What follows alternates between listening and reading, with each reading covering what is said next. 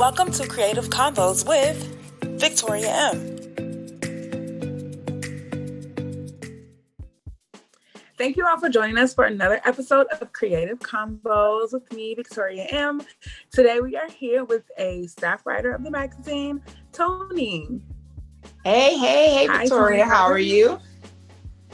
Fine. How are you? I am well. Cannot complain. Thank you. Happy New Year. Yes. Happy New Year. How has the New Year been treating you so far? You know what? Wonderfully. Life is good. I'm newly engaged. So the new year. Thank you. So the new year has been on my side.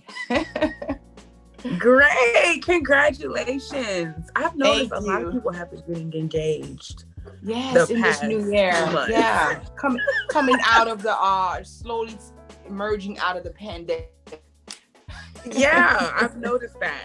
Well, congrats to you. Congrats to anyone else watching this. If you've been engaged or anything new happening within your life, congratulations. We're all for new starts at any point, honestly, not just the new year, but at any point in time.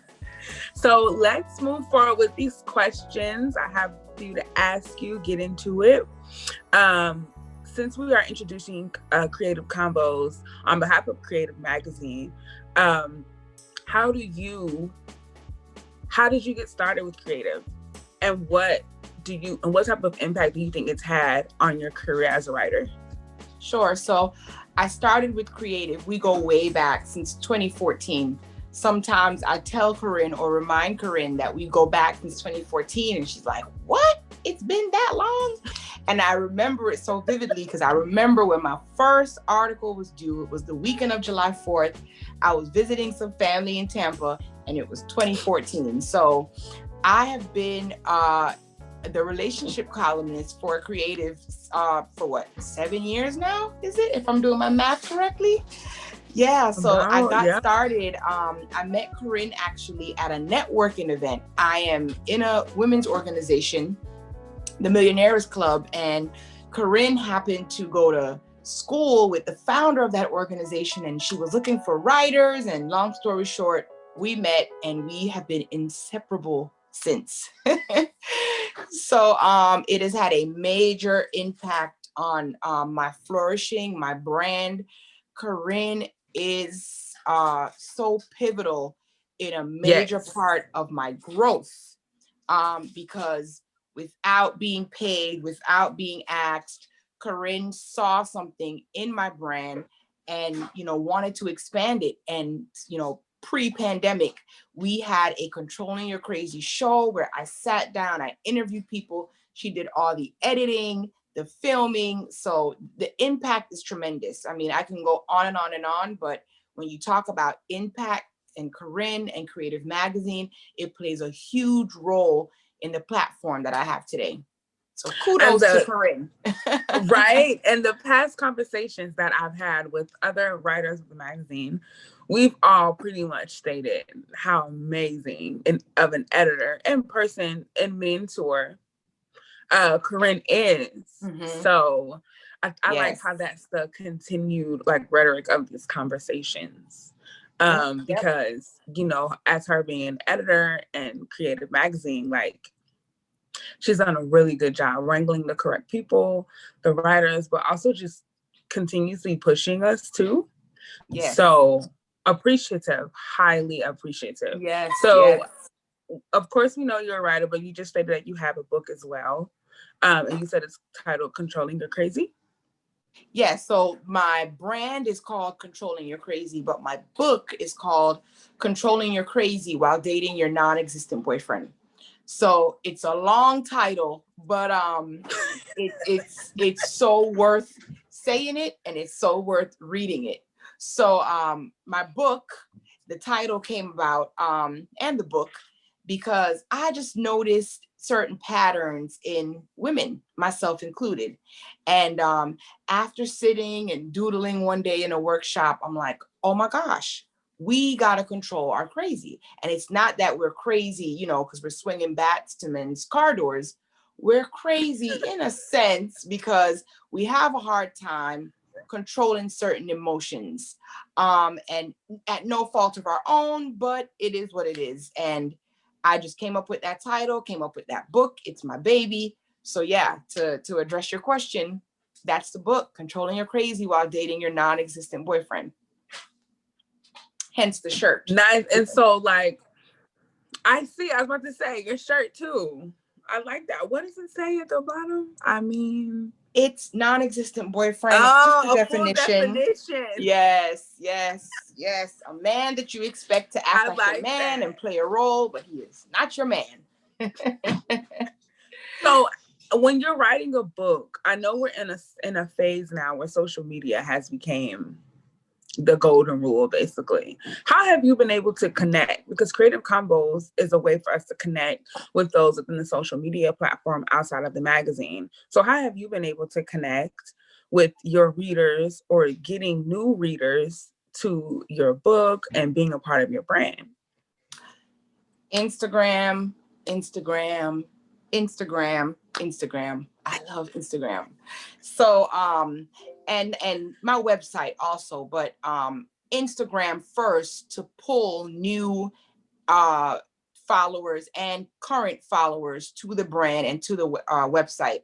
So Instagram has been my best friend. I do use other social media platforms like Facebook, but Instagram is, you know, my niche. That's where my biggest followers are. That's where my readers come from. So I've just used that platform to my advantage, even with IGTV and interviews. So it has to be Instagram. That is how I've been connecting with everybody.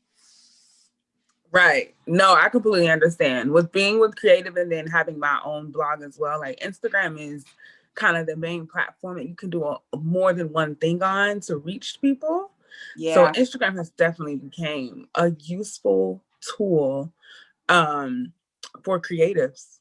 And as much as I don't really like it, but I know you have to use it. It's like you have to use it. Like exactly. Right? Exactly. You have to use it just to get that outreach going. So pulling back to the magazine, you've been a writer for 7 years, like you just stated, the relationship columnist as well. So what have been some of your best highlights with the magazine? Ooh, the perks. Can't deny the perks. So other than just writing because I love it, for the magazine, the perks of being amongst other creatives. Corinne has always invited me to, you know, whether it's events that she's throwing for creatives, Christmas celebrations, artsy parties. So I would definitely say that the perks have been the bonus, and then the exposure. Definitely can't deny that, because for every single article or magazine that she has published, or issue, I'm sorry, for every single issue she has published, it promotes not only her brand and the magazine, but every single contributor. So I would say exposure first, then the perks second. That's like the icing on the cake, but the cake is the exposure. Great. So I could say the same too. Like the exposure, going to the events for one. And also I'm finally like being able to meet everyone who has their hand in creative. So it's great to see like all the amazing writers. I've met some photographers before, and just being in the midst of all of that. I remember we had the Creative Magazine yearly parties. So that was always fun. Just being a part of that. I miss those. Yes, I know. And I can't wait for those to come back. I know. Goodness. I will definitely be at the first one that we have. Yes. So yes. So how has being a writer changed your perspective on being a creative? It's you chose a medium to be as a creative. So how is being a writer? You're telling your story, but also you've been telling stories to help other people, women in particular, possibly men if they read their book, if they choose to read your book.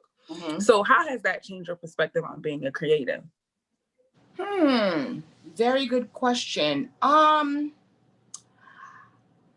would say My writing has definitely impacted me as a creative because, especially now, given the circumstance that we're in with the pandemic and not being able to get out as much, it has really allowed me to, I guess, broaden the way that I view things and see things.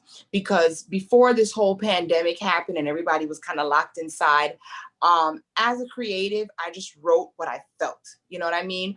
But now I get to kind of bask in my energy, bask in my feelings, bask in what's around me. So I would say my writing impacted me as a creative because I can take everything in now. You know what I mean? And now it broadens my perspective of things rather than, you know, my perspective at just the surface, where I am in the moment, on the go. So yeah, I think just basking in all of this stuff, being locked in. Yeah, I agree with you. I've gotten back into my writing on a more personal level. And so I've told myself, and I remember you telling me this before, that was one thing that you heard, was that just try to write something every day. Yeah. Just to like keep up with it. And like we said, you never know what that could turn into. And I remember you were telling me that's how you created your book. That was the first steps of it. Yes. Writing something every day about this and about that. And like, we are living in a pandemic, but writing, I mean, we're just feeling the moment of it. And as a Right. creator, we can only take from what we are experiencing. And it's Right. just up to us about what we turn it into. Exactly. So yeah, like I completely get that. And that's Yes. like, Yes. I think the whole thing with creative too is like we're looking at and being able to analyze different creatives using different mediums and different parts of the world. And we tell the stories of it. And then Exactly. Corinne being a great editor that she puts together so gracefully. Yes, yes. That I it's love a how you nice put piece that of too. art. Yes. Yes. We It's a experience the world and then we put it down on paper and then yes. she edits it. Yeah, that's exactly it. Like I enjoy it. I always let people know that it's a global magazine. It's not just focusing on one area, one region, one demographic.